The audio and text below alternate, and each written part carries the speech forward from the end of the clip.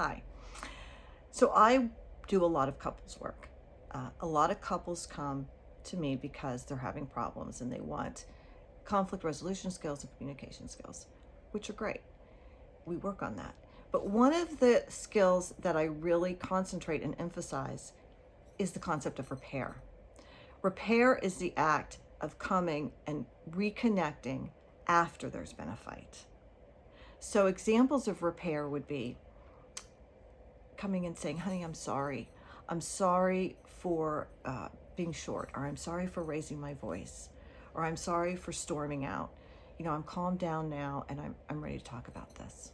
Or it's coming in and hugging your other and saying, I love you and I hate it when we fight, and let's talk about this now.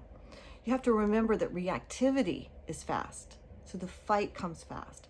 Responsiveness is slow. So what I emphasize is the repair after the fight. Half the battle to getting to a healthy relationship is repairing and reconnecting after the battle.